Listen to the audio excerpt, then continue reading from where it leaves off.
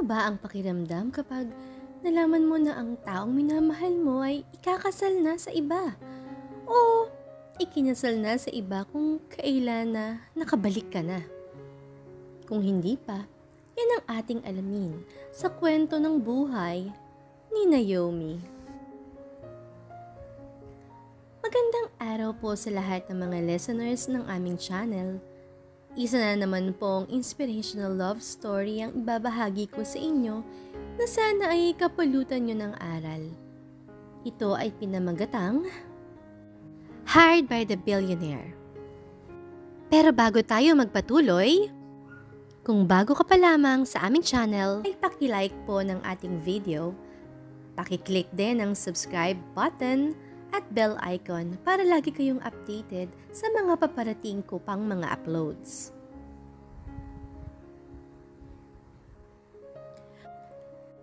Pugto ang mga mata ni Naomi habang papunta sa simbahan at dire-diretsong pumasok sa loob mismo ng katedral. Halos hindi makahinga dahil sa paninikip ng kanyang dibdib nang marinig niya mismo ang mga pangako sa isa't isa ng pares na nasa harapan ng altar. Huli na para pigilan ang kasal. Huli na siya. Halos mag-usok na ang ilong niya sa galit. Iniluha na niya ang lahat ng sakit sa kanyang dibdib. Habang nasa himpapawid pa lamang sila, kaya paglapag niya sa Pinas ay ang nararamdamang hinagpis na lamang ang natira. Ngayong naiintindihan na niya kung bakit ingat na ingat ang katrabaho niya sa Japan na huwag magalit dahil may posibilidad na ma-deform ang ilong ng mga ito. Salamat, Dok. Ganun pala ang pakiramdam kapag nababalot ka ng matinding emosyon. Lahat ng nerves sa katawan ay nanggagalaiti rin. Pero wala nang talagang makakapigil sa kanya. Hindi siya gumastos ng ilang libong peso at magbenta ng mga kung ano-anong anik-anik para sa plane ticket niya pauwi ng Pinas para lang mag-nosebleeds pakikinig ng vow ng ikakasal. English yun, ha? Hanep ka. At kailan pa natutong mag-Ingles ang damuhong Randy na to? Aniya sa sarili. Last time she checked, kahit tamang pronunciation lang ng salitang island, ay nangangapa pa ito. Naaalala tuloy niya ang pangako ni Randy noong bago siya lumipad patungong Japan. Sabi nito, "When I am graduation, as will go in Esland, gana I swim, gana you dive." Ang ibig sabihin ng gago, kapag daw makagraduate daw ito, ay pupunta sila sa isang isla. Sila'y lalangoy at ito na may sisisid. Tuwang-tuwa pa siya ng mga panahong iyon. Hindi lang dahil sa English ni Randy na akala naman niya'y malupit. Dahil na rin sa sisiraan na topic. Pumuwelo ng husto si Naomi at pinuno ng hangin ang kanyang baga at saka sumigaw ng buong puso. "Itigil ang kasal! Loko ka, Brandon Dalisay! Manluloko ka! Pagkatapos ko magbanat ng buto sa Japan at tiisin ang mga bunganga ng mga customer kong madalas ay armado para lang makapag-aral ka dito sa Pilipinas kung mahal, tapos ito pa ang igaganti mo sa akin, mamal ka! Nagpatayo pa ako ng bahay natin at mga kapatid ko pero ibang babae pala ang ititira mo ron. Loko ka! Toothpick ka lang nung umalis ako, ngayon stick ka na, abachong! Ang hanep mo na, nako, lagot ka, Randy Dalisay, dahil papatayin kita." Anyong susugurin ni Naomi ang groom na nasa harapan ng altar nang mabuwal siya sa sahig ng simbahan dahil sa lalaking natumba sa kanya. Napatili siya. Nakadapa na siya ngayon sa tiled floor ng simbahan at umaaray gamit ang pobreng profanity word ng mga Hapon na natutunan niya sa Japan. Halos mag-kiss na sila ng sahig dahil sa loko na lalaking nakadagan ngayon sa kanya. Nakadapa rin, tulad ng sa kanya. Semi-doggy lang ang peg. Dahil sa bigat ng taong nakadagan ngayon kay Naomi, kung kaya't nahihirapan siyang tumayo at ialis ito sa kanya. Mukhang lango ito sa alak. Stop! Stop the wedding! Stop! Sa kabila ng maingay na bulong-bulong ang bumabalot ngayon sa buong simbahan, ay nagawa pa ni Naomi na pakinggan ang ibinubulong ng lalaking nakadagan sa kanya. Halos mamatay na ang boses nito sa gitna ng lalamunan nito. Lasing nga. Muntik nang makakalimutan ni Naomi ang original na pakay niya sa simbahan, na iyon ang malaglag sa gilid ng leeg niya ang mukha ng lalaking nakadagan sa katawan niya. Ay! Ang gwapo, shucks! At amoy mayaman ng hininga kahit lasing. Nahigit ni Naomi ang kanyang hininga ng tag-half open ang mapupungay na mata ng ekstranghero. Ay! Motherfucker again! Pati mata ang lupit! Nakaka-okit! But his smell, that smell, hindi niya maalala kung saan at kanino niya maiihalin tulad ang amoy na iyon ng lalaki. That alluring scent smells familiar. Napakurap si Naomi at nilabanan ang kakaibang reaksyon ng katawan niya dahil sa nakakapukaw na atensyon ng amoy ng lalaki. Help him! Help him to get up! Help him! Boses ng isang babae na nagpabalik kay Naomi sa kanyang wisyo. May dalawang nakatoksido na nagwagwapuhang kalalakihan ang umalalay sa ekstrangherong upang alisin ito sa kanya. Noon naman siya tumayo at gano'n na lamang ang pamimilog ng asyano niyang mga mata nang mawaring wala siyang kakilala ni isa sa kanyang paligid. Nalilito ang lahat, lalo naman siya, pero nasa nang manluloko niyang jowa na si Randy. Iginala niya ang kanyang gulat at nagtataka ang mga mata sa buong simbahan pero wala talagang Randy na naroon. The bride was in front of her now. Also the groom. Lahat ng mga naroon ay nakatitig sa kanya. Iba-ibang reaksyon ang natanggap niya mula sa mga ito. Karamihan ay animoy nangungutya na para bang isa siyang itik na nakikihalubilo. At lahat ng mukhang naroon ay hindi pa niya nakita ni sa kanyang panaginip. Hala, lagot na. Nasaan si Randy? Wala sa sariling tanong niya. Nakakabingi pa rin ang mga bulong-bulungan sa paligid. Luminga-linga siya. Miss, excuse but who is Randy? Seryosong tanong sa kanya ng groom. Sa mabilisang pag-aaral ay mapapansin ng malaking resemblance ng groom at ng lalaking natumba sa kanya. Mukhang banyaga ang mga ito. Kapwa nagtataglay ng berdeng mga mata. Iyong tipong nakaka-hipnotismo. Medyo tinabla na talaga siya ng kaba at hiya habang sinasalubong niya ang ilang pares ng mga matang gumigisa at nagtataka sa presensya niya. At saka, nasa simbahan ba talaga siya o isang exclusive male fashion show? Kasi pinapalibutan siya ng buhay na mga bathala ng Gresya. Napalunok siya. Binasa ang pang-ibabang labi as a sign of nervousness. Si Brandon Dalisay ba? aka Randy? Iyong mamal kong jowa na naiwan dito sa Pilipinas. Matangkad siya pero mas matangkad ka ng konti. Hindi siya ganun kapangit, sakto lang.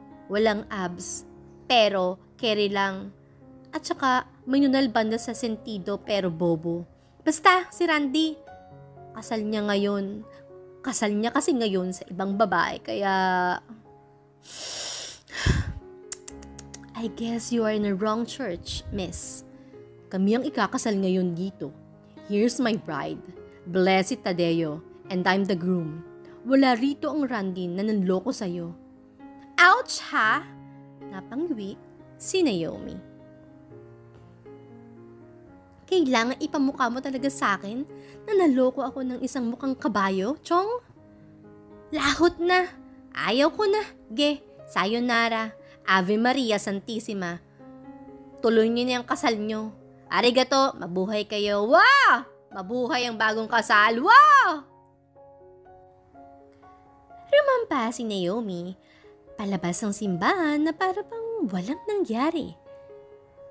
Nang maalala niya ang lalaking sumira sa palabas niya kanina na pinaghandaan pa niya ng husto. Nakaupo ito ngayon sa isang mahabang upuan sa simbahan na kulay tsokolate at sinusubukang kausapin ng mga lalaking tumulong dito kanina. All of them possessed an intimidating manliness and unforgiving charm. Iyong detalye ng mga mukha nila parang nakita na talaga niya dati. She just recall when and where, pero malakas ang radar niyang nakita na talaga niya ang mga ito o baka kamukha lang. Nilapitan niya ito, mukhang nahimasmasan na rin ang anyo nito kahit papaano. Hoy, Captain America! She called attention of the guy. Takte! Bakit ang lakas ng dating nito kahit mukhang walang paligo? Iba ang hampas ng kamandag na taglay nito eh. Malakas na kahit ang nananabik niyang matres ay sinasalakay pa lang ng kiliting dulot nito sa kanya. His best asset was his hawkish eyebrows which made his face look severely, totally handsome. And his chin is so nice too. He has a solid jawline, lips to die for. His outward aspect is so manly without compromising. Si Captain America ang unang pumasok sa kanya. Sa isipan pala niya nang lubusan niyang masilayan ang mukha ng lalaki sa malapitan. Hawig kasi ito ni Chris Evans, maliban lang sa berdeng mga mata nito na ngayon ay nakatitig sa kanya. Pero may anggulo na parang nag-iiba ang kulay niyon. His brunette bombshell hair were dishevelled and his body is totally buff. Para talagang pinipilit ang matris niya habang sinasalo niya ang expressionless nitong mga mata. Kasing lamig pa iyon ng winter sa Japan, pero gayon pa man ay hot pa rin ito kahit wasted. Cap, what? Naomi held her breath when the man finally spoke. His voice was, he sounds like a beast. Maangas niya itong inirapan. May atraso ka sa akin. Nasira ang acting workshop ko kanya dahil binangga mo ko. At dinogi mo pa ako sa Versace on the floor. Kaya ang sakit-sakit ngayon ng mga balakang ko. Hindi ako makakalakad ng maayos. At saka, kung alam mo lang, muntik mo na akong ilagay sa kapahamakan dahil sa pagdagan mo sa akin. Now, bayaran mo ko. Kailangan ko ng pera para pambayad sa matutuluyan ko. Hindi ka ba talaga aalis dyan sa hood ng kotse ko? Pinadulas na naman ni Naomi sa kanya, kabilang tenga ang pananaboy sa kanya ni Captain America o Cap na lang para hindi na siya mahirapan. Ayaw kasi nitong tulungan kaya hindi siya aalis sa hood nang magara nitong sasakyan. Tumigas ka, manigas ka riyan, kapitan. Imbes na pakinggan ang sinasabi ng lalaking hindi pa rin nakukuha ang pangalan, ay humiga na si Naomi sa hood ng kotse nito para bang nagpapahinga lamang siya sa paraiso. She even wore her classy aviator sunglasses na nabili pa niya sa Osaka para sumasummer ang dating. Kunwari, nakakamiss rin pala ang init sa Pinas. Hindi pa rin talaga nagre-react ng sinipa ni Captain America ang gulong ng kotse. At humakbang na naman ito papunta sa dalawang lalaki na tumulong dito sa loob ng simbahan. Hindi pa rin kasi umaalis ang mga ito hanggat hindi rin siguro umaalis si Captain America. Isama mo na lang kaya, dude. Mukhang harmless naman eh. Tsaka maganda rin ang babae, Haponesa at walang mintis ang kutis. Kung si Waris lang ang nandito, tsak na siya ang magti-take home sa babaeng yan. Dinig niyang sabi ng isang nakabarong. Harmless daw. Homeless ka mo. Saksakan ng gwapo ang tatlong nilalang na ito. Mukhang makakapal pa ang pitaka, kaya hindi niya maintindihan kung bakit hindi man lang siya pagbigyan ng mga ito na makituloy muna sa tirahan nila. She's not that careless.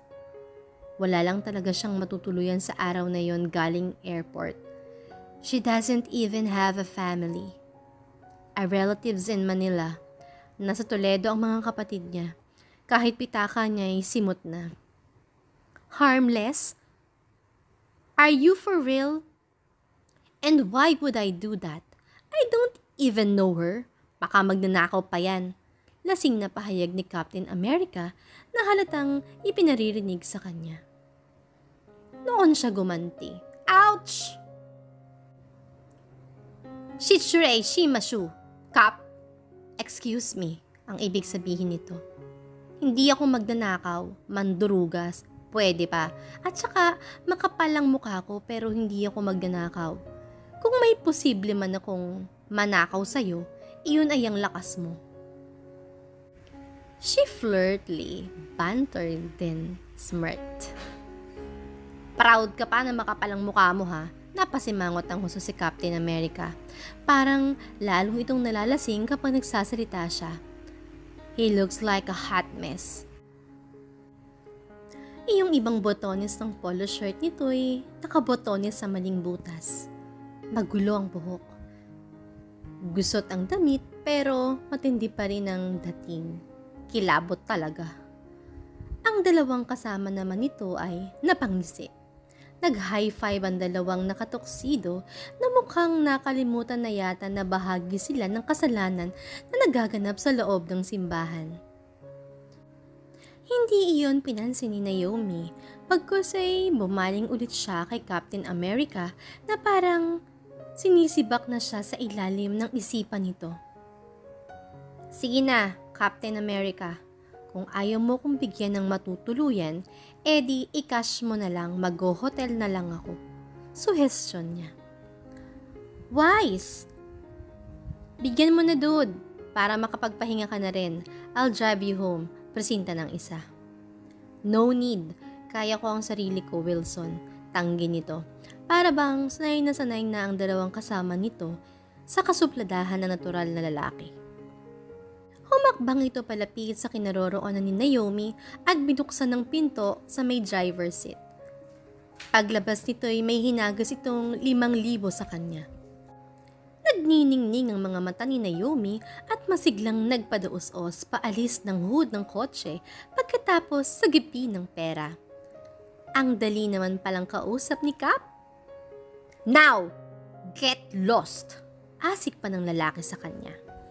Sinipa pa nito ang maleta niya. Aba naman, ang gaspang ng ugali ha? Ngumuso siya at binawi mula sa kanyang mga mata ang kanyang aviator sunglasses. Sungit. Sige, arigato, gozaimasu, Pogi. Bago siya makalayo ay nag-flying kiss pa siya sa nakabusangot na lalaki. Nang mapansing nakamasid pa rin ito sa papalayo niyang bulto, ay bumuwelo siya at iginiwang ang bewang. Hataw na hataw, pinagyayabang niya ang kanyang matambok na pangupo. Umaasang tatatak siya sa isipan ni Cap. Paanong nangyari na sa inyo itong bahay? Akin to.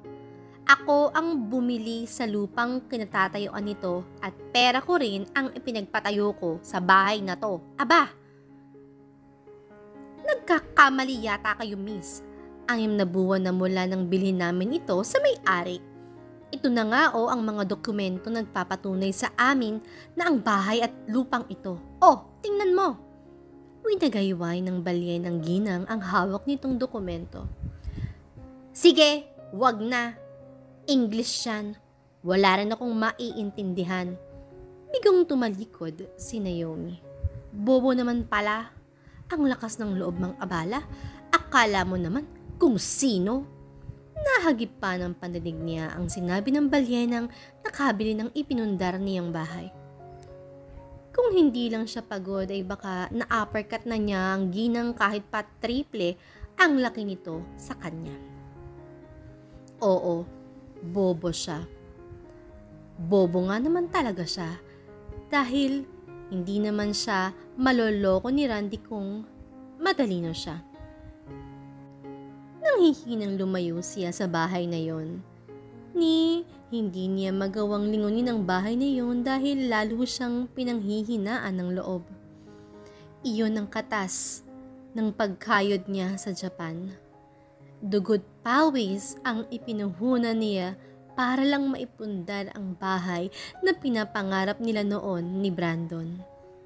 Mahigit 3 taon siyang nagtiis sa bansang Hapon para lang matupad ang kanyang pangarap na magkaroon ng sariling bahay at matulungan si Brandon na makapagtapos sa pinili nitong kurso.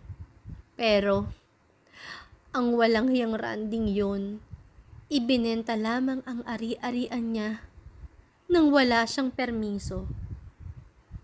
Ang masaklap ay, malalaman na lamang niya na ikakasal na pala ito sa ibang babae. Walang utang na loob. Sana pala nagduda siya noong nanghingi ito ng 50,000 sa kanya noong nakaraang buwan. Siguro ginamit ito ang perang yon sa kasal nila ng babaeng ito. Mga loko. Simot lahat ang ipon niya sa Japan.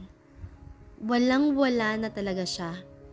Natapon na lamang nang basta-basta ang mga ilang taong pagsasakripisyo niya sa ibang bansa.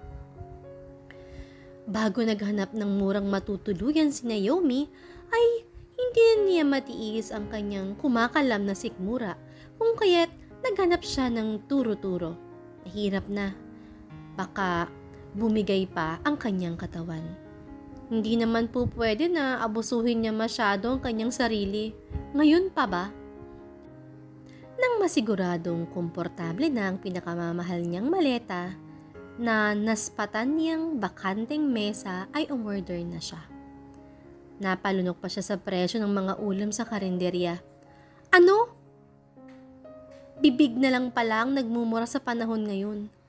Lahat na ay mahal. She chose the cheapest value meal from the menu board. 4,750 na lang ang pera niya mula sa nadugas niya kay Captain America. At kapag nakikipaglaro nga naman si Kamalasan, ay nadukot pa ang natitira niyang pera habang naghahanap siya ng matutulugan. Poor girl. I've heard the crazy stunt you pulled during your brother's wedding. Hindi mo ba naisip na lalo kang masisira dahil dyan sa ginagawa mo? Kendall, umayos ka nga. Walang pakundang sermon kay Kendall nang tumati yung coach at founder ng polo team na kinabibilangan niya. Kendall Almonte Rodriguez has a big name in international polo sports aside from being one of the best equestrian internationally. Matunog na matunog ang pangalan niya pagdating sa pangangabayo. He is a member of the #1 polo club in Ireland. Maging sa Latin America hanggang Asia ay naging matunog na ang pangalan niya. He is now a celebrity athlete. Grade schooler pa lamang si Kendall ay pangarap na niya ang mapabilang sa naturang laro. Mahal na mahal niya ang pangangabayo kahit pa ang nangungunang kontra sa hilig niya ay ang kanyang ama. Sinikap niyang masunod ang pangarap niya dahil doon siya masaya kahit na ignakwil pa siya ng kanyang ama. I quit! Ziggy! Sambulat niya na ikinanganga ng kanyang kausap. Panandalian itong natulala, mukhang nagulantang ng labis. You're kidding, right? Hindi makapaniwalang wika ni Ziggy. Bumaba ang tingin ni Kendall sa basong hawak niya na may lamang alak. Pagka-uwi pa lang kasi niya sa kanyang bachelor's pad na nabili niyang luxurious unit sa Almonte Twin Tower na pagmamayari ng pinsan niyang si Wolf Almonte, ay alak na naman ang pinagdeskitehan niya. Nagulat pa nga siya nang madatnan niya sa loob ng kanyang pad si Ziggy. He thought that he'd still in Argentina. I'm dead serious, Z. I'm quitting. Giit niya sa kanyang padalos-dalos na desisyon. Si Ziggy naman ay anyong naalarma ng mahimigang hindi nagbibiro ang kanyang pinsan. Kala ko ba, pagagalingin mo lang iyang injured mong mga braso kaya umuwi ka rito sa Pilipinas. So, what now? Why are you quitting all of a sudden? That's it, Kendall. Huwag mo kong biruin ng ganyan, baka masapak kita. The team needs you. Isang hakbang na lang, nasa Gold Cup na tayo. Sira ulong to. Hindi ako nagbibiro. I want to quit. I want a way out. I'm tired of pleasing the crowd, Z. Ayoko na. O, nagka-amnesia na lang sana ako. Puno ng sakit na salaysay ni Kendall. Ibinagsak niya ang kanyang likod sa backrest ng kanyang inuupuan at matamlay na tiningala ang kisame. Pagod na siya. Napapagod na siya sa buhay niya. Akala ko ba tanggap mo ng pinakasalan ng babaeng mahal mo ay ang kapatid mo na imbes ay ikaw? What's your drama now? Iyon na nga. Akala ko, okay na ako. Akala ko, natanggap ko na. Pero, Z, niloloko ko lang pala ang sarili ko. I'm hurting myself here. You know? Pumikit si Kendall at hinayaang bayuhin ang isipan niya ng mga alaala nila ni Blessy. The only woman he loved all of his life. Kahit lasing siya, ay sumugod siya sa simbahan kaninang umaga kung saan ikinasal ang nakababata niyang kapatid at ang babaeng inaakala niya ay pag-aari niya. Ay malinaw pa rin niyang natatandaan kung paano nagpalitan ng wedding vows ang dalawa. Kung gaano pinuno ng pagmamahalan ang bawat linyang sinasabi ng dalawa sa isa't isa. Siya dapat ang nasa posisyon ng kapatid niya. Siya dapat ang nagpapahid ng luha ni Blessy nang sabihin nito ang vows niya kanina. He should be the groom in that wedding. Sa kanya dapat ikinasal si Blessy at hindi sa kapatid niya. At sana Napigilan pa niya ang kasal na iyon kung hindi lang dahil sa babaeng nakaharang kanina sa daraanan niya.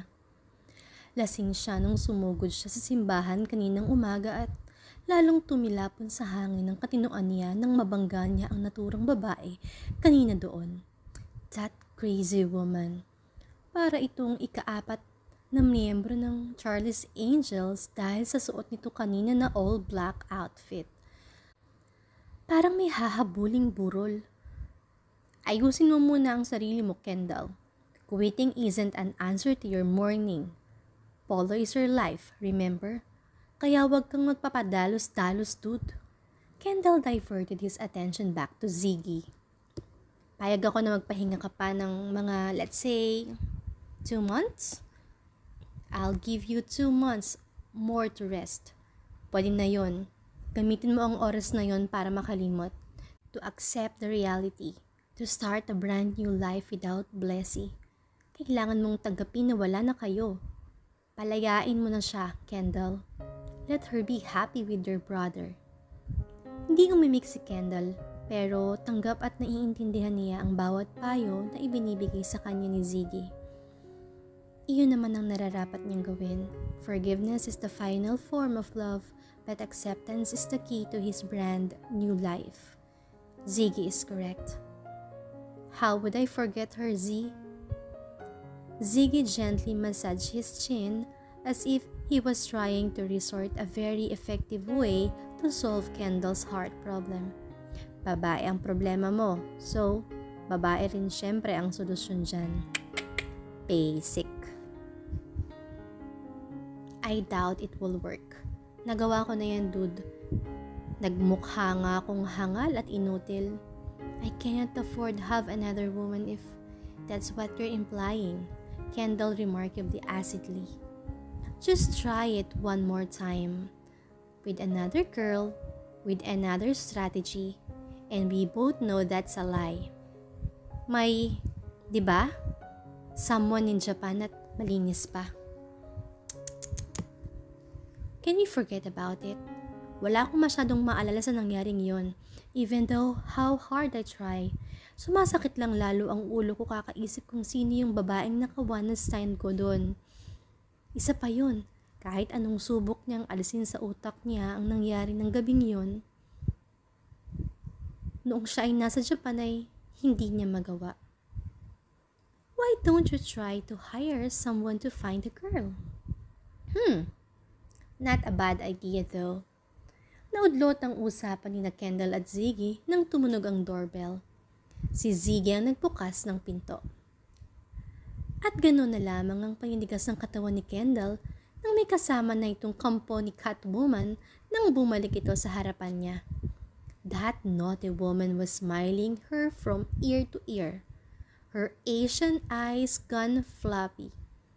Sa kaliwang kamay nito ay ang kanyang maleta at sa kabilang kamay naman nito ay ang palis ng Uncle Boots na animoy nakaranas ng hagupit. Putol ang takong. What is she doing here? Ipinadala na ni Lord ang sagot sa problema mo, dude. Kantsaw sa kanya ni Ziggy. No, not this woman.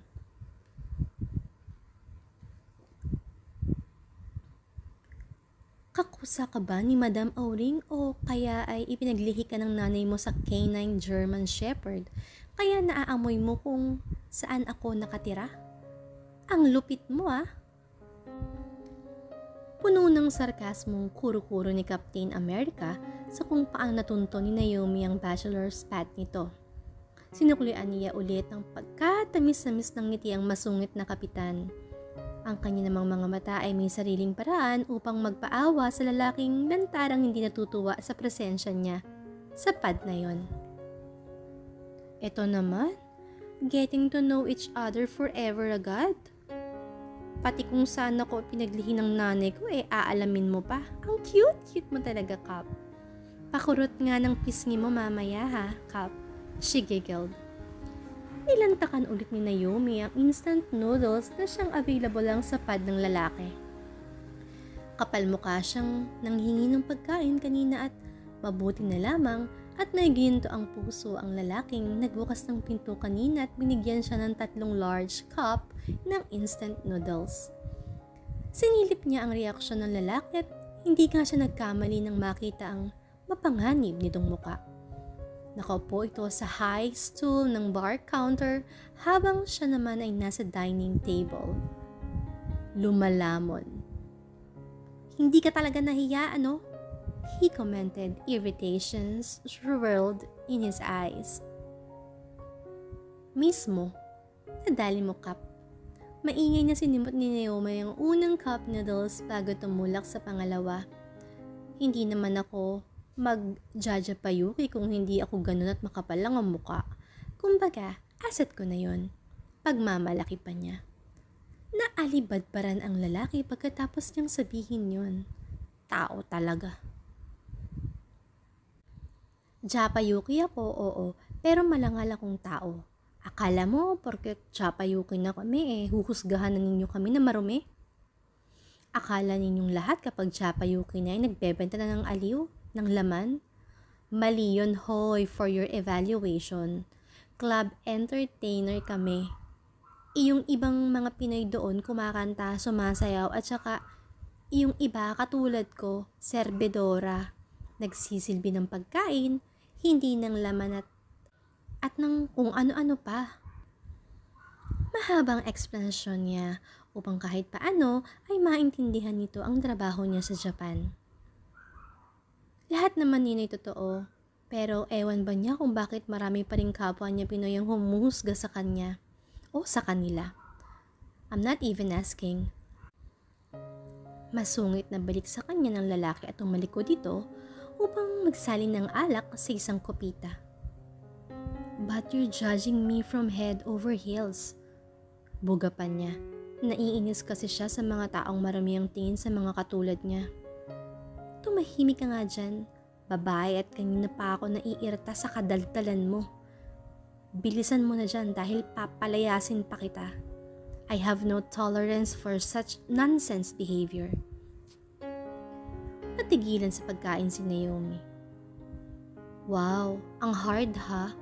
Wala man lang pakonsuelo. Homeless ako poors. Di ba nga sabi sa kanta, no more walls, no more tears, no more selfishness, and closed doors. And man will live forevermore because of Christmas Day." Sabi ng Santo Papa, dapat selfless ka sa kapwa para may pasas ka na kay San Pedro. Malay mo bukas, mategi ka na, edi shoot ka kaagad sa panga. "Tahimik, sabi, pumapatol ako sa babae Mabalasik na ungot ng lalaki. Parang kasing nipis na lamang ng hairline ang pasensya nito at kapag nasagad niya ay susugurin na siya nito at sasakalin. Ngumisi naman si Naomi at mapanguso. Alangan namang pumatol ka sa lalaki, edi turned off na ako niyan.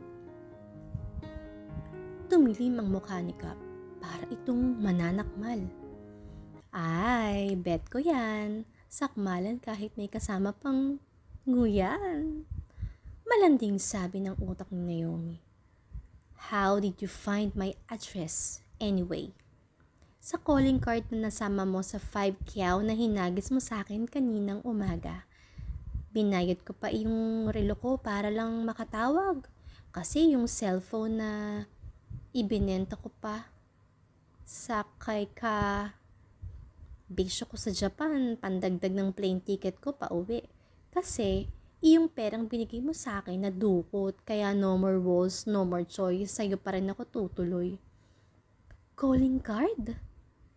Hi. Yes. Ito Ziggy Balmonte Almonte. Tinawagan ko ito, sabi ng sumagot ay pumunta raw ako sa address na ito dahil no choice ako at ikaw naman ang pakay ko, kaya pumunta na rin ako rito." "Pero hindi ikaw to, diba? Kasi hindi naman ako sinusungitan kanina." "Yeah, it's my cousin. The one a while back." Napasentido ito, parang sumuko na rin sa pakikipag-angasan kay Naomi. Iyong mga mata niya halatang malungkot. Siguro ay mas malala ang may pinagdaraanan nito kaysa sa kanya kaya mas swerte na rin siguro siya kasi kahit papaano ay nakakangiti pa siya nang hindi nagpapanggap na masaya. Ziggy Belmonte Almonte. Iyong lalaki pala kanina na may golden puso, siya pala yun. At parang pamilyar din ang isang yun. Ano ba itong nangyayari sa kanya? Lahat na lang ng lalaking gwapo na nakikita niya sa araw na iyon, lahat mukhang pamilyar. Hindi naman siya bumabatak pero mukhang sasabog na ang utak niya. Nagmamadaling umalis kanina ang nasabing lalaki kaya hindi niya ito gaanong nakausap ni Naomi. Pero sabi nito ay pwede naman siyang makituloy sa pad na iyon. Iyon nga lang ay kung patok ang convincing technique na gagamitin niya kay Captain America. So, ikaw, ano palang pangalan mo? Interesanting tanong ni Naomi sa lalaki. Iyon talaga ang kanina pa niya ibig malaman. The man shoot her a wicked stare. Alamin mo. Anito na parang may naisipang laro. Noon naman nagsalubong ang kilay ni Naomi. Hindi niya napansin na mainit na ang sabaw ng noodles na nilantakan niya nang isubo niya iyon nang direkta pa rin nakatingin sa gwapong mukha ni Cap. Ayan. Tuloy, napaso siya. Ha? I'll give you 15 minutes para alamin ang pangalan ko. One rule, do not ask me. Kapag nagawa mo, hindi na kita palalayasin dito sa pad ko. Deal? Pinalnahamon ito at saka walang lingon-lingon na naglakad paalis sa bar counter at naglaho ang figura nang pumasok ito sa isang silid. Ginilo na ni Naomi ang kanyang buhok at halos ihampas na niya ang ulo niya sa pader. Halos baliktarin na niya ang buong bachelor's pad ni Cap pero wala pa rin siyang nakitang hint o clue sa tunay nitong pangalan. 10 minutes na lamang ang natitirang oras at hello bangketa na siya. Baka doon na nga siya magpalipas ng gabi. Naisahan siya ng damuhong yun Guessing game pala na wala man lang siyang mapapala sa kapas ng utak nito. She groaned in frustration while having a mental guessing. Ano bang pangalan ng lalaking yun? Di naman bagay sa kanya ang Rodolfo, Pedro, Arnolfo, Ricardo, Benigno, Fernando, Aquano? Lalo naman ang Pande Negro. Natatawa na lang siya sa isipan habang naiisip ang mga pangalang yun. Sa gwapo ng lalaking yun, malamang pang foreigner ang pangalan nun. Baka pang AFAM. Nang 3 minuto na lamang ang natitira ay sumilit mula sa pinto ng silid ang ulo ni Cap. Maaliwalas ang mukha nito compare kanina. Initial letter, it's K. Nisig nito na para bang naaamoy na nito ang pagkapanalo niya. K as in Kurimao? K as in Ki o Chukete? Dahil lalayas ka na sa pad ko in 3 minutes. Arroganting to June nito. It meant take care in Japanese. Hahangaan na sana niya ang katotohanang may alam din pala ang dila nito sa salita ng mga Hapon. Subalit, mas nanaig ang inis at kawalan niya ng pag-asa dahil mukhang mapapalayas na nga siya. Nagbigay ka pa ng clue. Che, salamat na lang. Umirap si Naomi. Ngunit sadyang busog ang isipan ni Naomi ng mga pilyang ideya kung kaya na may bumuelta na siya upang isakatuparan ng kanyang plano. Malakas ang kutob nito na ito ang daan ng pagkapanalo niya. Huminga siya ng malalim at bago pa man maisara pabalik ni Captain America ang pinto ay madramang sinapo ni Naomi ang kanyang noo. Hinilod sa artistahing paraan na nangingisay sa sahig ng katawan kapag kuwan. Wala pang 5 minuto ay naroon na sa kinaroroonan niya ang binata. Hey miss, this isn't funny joke. What's going up with you, miss? Bumalatay ang pag-aalala sa boses ng lalaki. Nangisay palalo si Naomi. Hindi alintana ang pagtama ng ulo niya sa matigas na sahig. Palpak! Sana pala ay sa may bandang carpet niya ginagap ang kadramahan niya. Ang ganda niyang Nako, hindi nag-iisip talaga. Miss, come on, huwag kang mamatay dito. Pinuntunan pa ng ilang pilit na murang sinabi nito. And when the guy tried to hold her shaking body, parang gustong idilat ni Naomi ang kanyang mga mata. Iyong pakiramdam na una silang nag-holding hands ni Brandon noong kasigsagan na nanny days niya ay parang maihahalin tulad niya sa hawak ngayon ng lalaki sa kanya. Wrong. His touch was far better than Brandon's touch. Kasi ang randing yun kapag humawak na, tsak may kasunod na yun. Na-check operator ako. Paano kita matetext mamayang gabi kapag nasa trabaho ka? At dahil siya naman ay dakilang aanga-anga, kaya kukupitan na naman niya ang kanyang sariling ipon hanggang sa masimot iyon at kamuntikan na siyang hindi makapag-Japan dahil sa pagiging sugar nanay niya kay Brandon. Wala kapag puso na talaga ang nagpasya, nagmumukhang tanga at utu-utu ka na talaga. Hey Wilson, I need your help. God, this is me, Kendall. May kausap na ito ngayon sa wireless phone. Taranta ang boses nito. Naramdaman ni Naomi sa akto ng lalaki na kahit papaano ay may puso rin pala ito. Pero, so paano ngayon? Winners na ako. Talo ka na, Kap. Pagpupunyagin ni Naomi. Pagkatapos marinig ang pangalang sinambit ng lalaki, hindi na nga ba at palaging may mabuting maidudulot ang kapilihan niya. Dahan-dahang nabitawan ng lalaki ang wireless phone nang mapansin nitong nakatayo na pala na mas tubig pa sa bulto ni Liberty. Naomi was smiling victoriously, both hands resting on the both sides of her hip, chest out and proudly lifted her chin. Kendall lang naman pala ang pangalan mo, pinahirapan mo pa ako. Ani daw at kunwari ay napapunas ng imaginary sweat sa noon niya. Napatulala sa mukha niya ang binata. Nice game, Kap. Ano bang apelido mo? Lee, ganon? Biro niya na sinundan ng bungis-ngis. Walang reaksyon ng lalaki. Hoy, Kap, sabi ko panalo ako. Alam ko na ang pangalan mo. Paano ba yan? Dito na lang talaga ako matutulog sa yayamanin mong bahay. Untag ni Naomi sa lalaki. Kinumpas pa niya ang kamay niya sa harap ng mukha nito. Kap! So, you think that it was funny? Comedic? Napasinghap si Naomi ng maulinagan ng galit sa mga mata ng lalaki. That was not. Otomatikong napaatras si Naomi nang naging mabagsik ang uri nito. May kakatuwang kaba ang umusbong sa dibdib. His forest green eyes were demanding her to get afraid of him. Naomi's body stiffened under his burning gaze.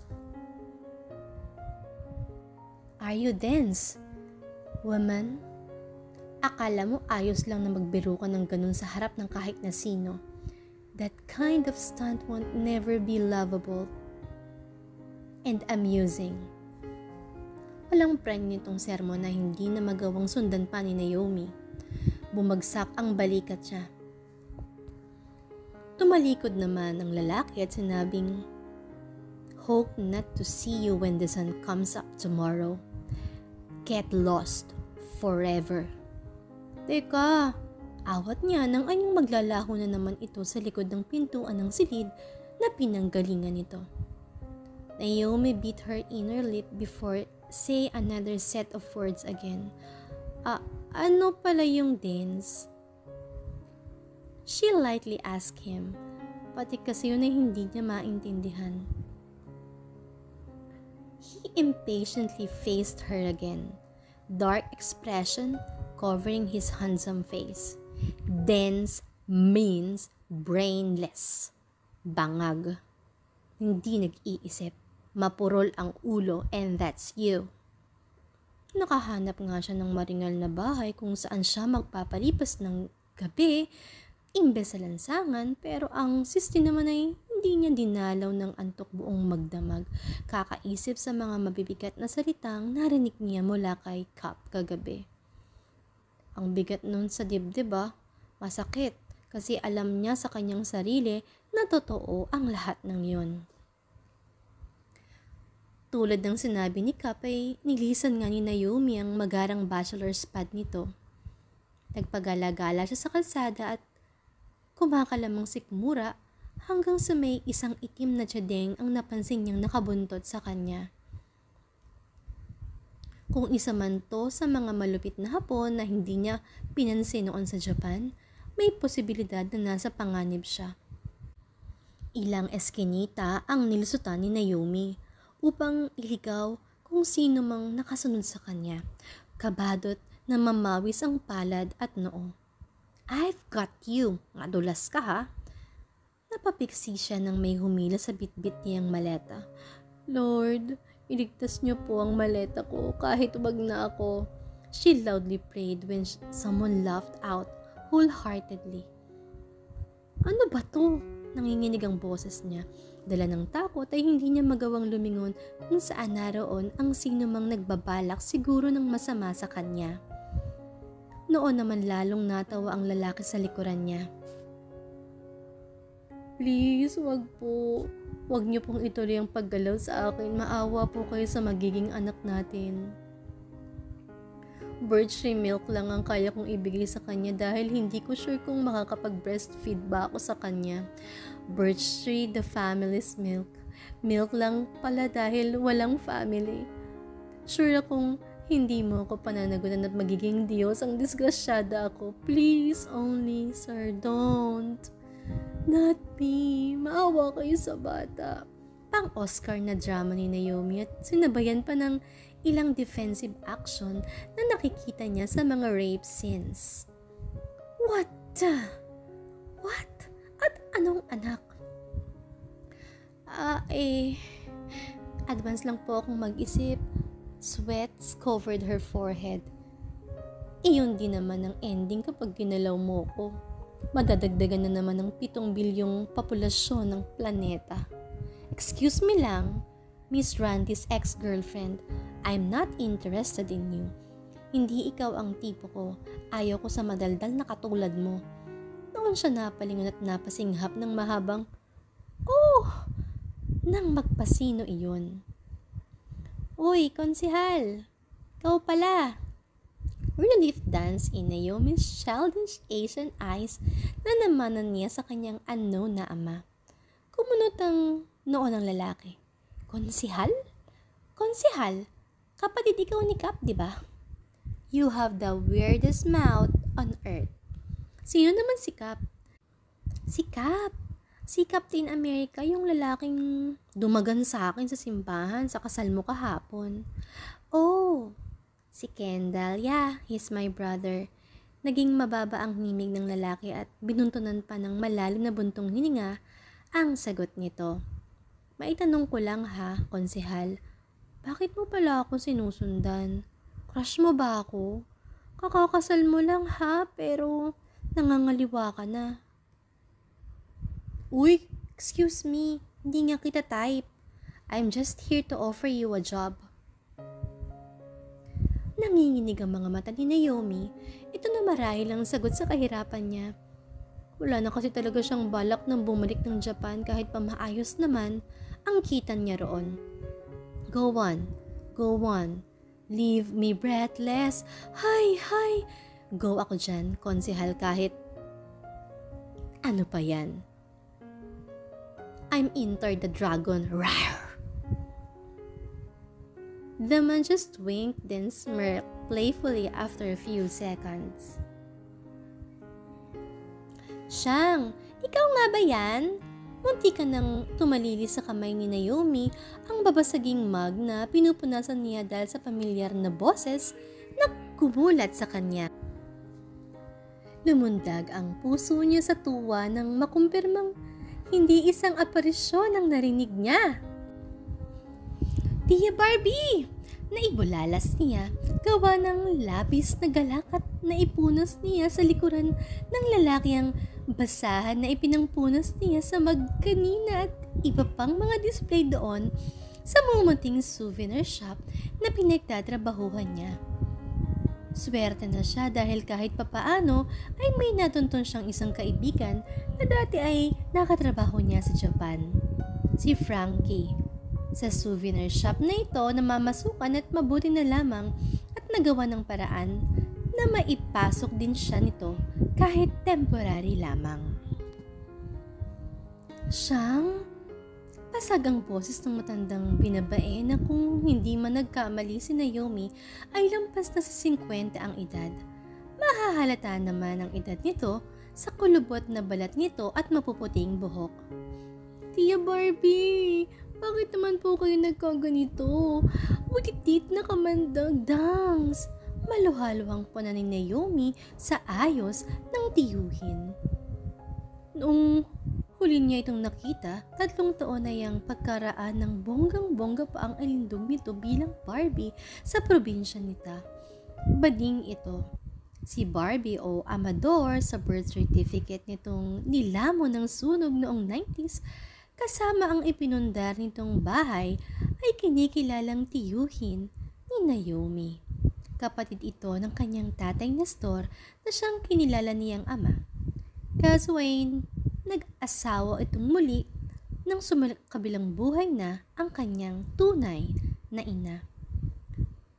Nakipagkumustahan si Naomi sa kanyang tia Barbie. Hanggang sa hindi nagtagal ay napansin niya ang lumbay sa kilos at boses nito nang kanyang banggitin ang lagay ng kanyang 2 kapatid na sina Emilio at Nadine. Katunayan niyan, Chang, ay pupunta ako ngayon sa tanggapan ng PCSO o ng mga NGO upang humingi ng tulong. 2 linggo na ako rito sa Maynila. Kasama ko si Nadine upang maipasuro siya sa magaling na espesyalista rito sa Kamaynilaan. Si Nadine ho, tiya? Ano pong nangyari kay Nadine? Nginig ang boses ni Naomi. Tinutukoy niya ay ang nakababata niyang kapatid na 1 taon ang agwat sa kanya. Kaya ba hindi niya ito makontak ng ilang linggo bago makauwi ng Pilipinas dahil masama na pala ang nangyari sa mahal niyang kapatid? Ayon kay Tita Barbie, ay malalaraw ang lagay ng atay ng kanyang kapatid na si Nadine at kailangan itong madala sa bansang India upang sumailalim sa liver transplant sa lalong madaling panahon. Kulang-kulang na 2.5 million ang halaga ng operasyon. Tila guguho ang mundo niya sa napagkaalamang kondisyon ng kapatid. Lumala pa ang bigat ng dibdib niya sa karagdagang masamang balita na ibiniabot sa kanya ng kanyang tia Barbie. Paano na? Bakit ngayon pa siya binigyan ng ganong pagsubok ngayong walang-wala siya? Paano na? Ayon dito kay Tita Barbie ay sumama sa ibang lalaki ang kanyang madrasta at doon pala sa madrasta niya'y bumagsak ang perang ipinapadala niya para sa 2 niyang kapatid. Kaya raw walang naitabing pera ang mga ito. Hindi rin iyon kaagad na ipaalam sa kanya ng kanyang tia Barbie sapagkat nasamaktan ito habang ang mga kapatid niya ay nasa Toledo.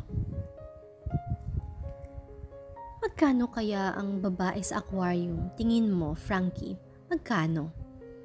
Pagod na bumaling si Naomi sa kaibigan niyang si Frankie.